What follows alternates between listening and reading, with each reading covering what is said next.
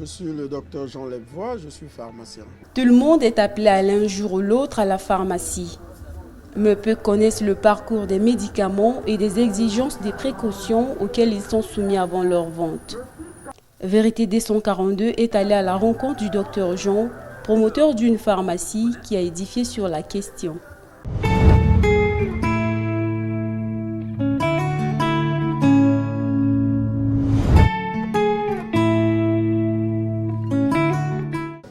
Généralement, on voit une pharmacie comme un endroit où on dispense, où on vend les médicaments. Mais il y a des activités qui sont liées à ce fonctionnement, que souvent l'homme ordinaire ne perçoit pas. Il y a d'abord les approvisionnements, parce que nous devons nous approvisionner. Et de cela, il y a dans la place, sur la place des grossistes répartiteurs, auprès de qui les pharmacies s'approvisionnent. Et donc, une fois que le médicament arrive à la pharmacie, il y a l'activité qui consiste à les stocker, n'est-ce pas? Parce qu'il faut les mettre dans les bonnes conditions de stockage. Donc, l'approvisionnement, le stockage et la dispensation ou la vente aux malades. Bon, encore une autre activité qui est liée à cela, c'est le conseil. Parce que vous êtes sans ignorer que le médicament n'est pas un produit comme tous les autres produits que l'on trouve sur le marché. Et donc il obéit à certaines règles spécifiques. Et nous sommes formés de telle sorte que nous devons donner à nos patients les conseils qu'il faut pour l'utilisation de leurs médicaments. À l'époque, c'était un peu plus simple parce que il fallait constituer un dossier, le soumettre à la direction des pharmacies et des laboratoires. Ensuite, il menait une enquête pour voir si la personne était vraiment habilitée, avait ses diplômes requis pour ouvrir une pharmacie. Et si l'endroit choisi aussi était idéal pour installer une pharmacie. Donc, c'est comme ça que les choses se passaient en ce moment-là. Et actuellement, avec l'ordre des pharmaciens aussi, qui doit vérifier la conformité des diplômes et de tout ce qui doit être fourni pour l'ouverture d'une pharmacie. Il existe sur la place des grossistes répartiteurs. Pas, sans faire leur publicité, je vais vous citer par exemple Laborex, Cofarco, la CEP. Et c'est auprès d'eux que les pharmacies s'approvisionnent. Et donc nous passons nos commandes auprès d'eux et c'est à eux de venir nous livrer. Voilà un peu le processus d'approvisionnement.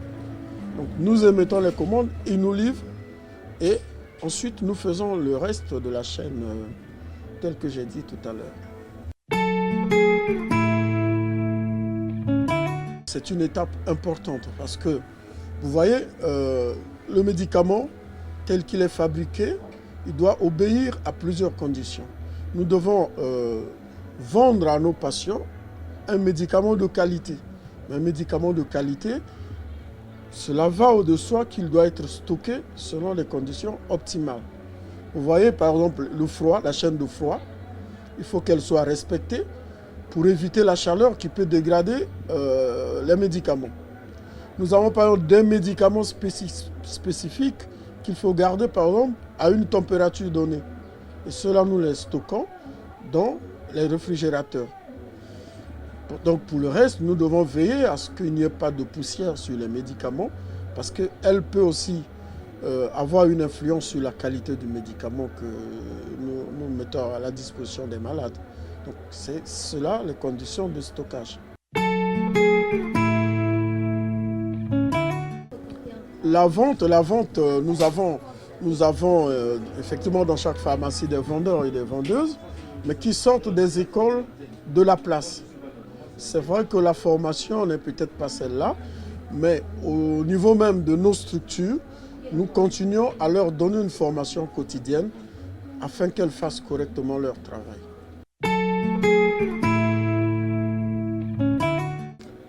Tout comme toute profession, effectivement, on rencontre des difficultés.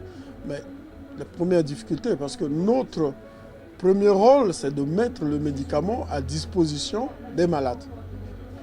Alors, les difficultés, la première, c'est quand il y a des ruptures, par exemple. Et là, quand il y a des ruptures, nous ne pouvons pas faire face aux besoins des malades, c'est une des difficultés. Et donc, nous faisons généralement des efforts pour éviter qu'il y ait des ruptures en nous approvisionnant régulièrement. Bon, donc c'est la principale difficulté. Maintenant, pour le reste, c'est des questions liées au fonctionnement journalier qu'on essaie de régler au fur et à mesure. Vous voyez, le contexte, il est difficile. Il est difficile. Logiquement, le client doit venir en pharmacie avec son ordonnance. Parce qu'il a été voir un médecin qu'il a consulté, qui a fait un diagnostic et qui lui a remis une ordonnance. En ce moment-là, quand il arrive en pharmacie, nous étudions son ordonnance et nous mettons à sa disposition les médicaments qu'il faut. Mais il y a des pathologies légères pour lesquelles le patient n'a pas besoin d'une ordonnance. Vous voyez, un patient qui arrive en pharmacie, qui dit qu'il a de violents maux de tête, on intervient pour essayer de soulager son mal, sa douleur, tout en l'orientant vers l'hôpital où il doit se faire soigner.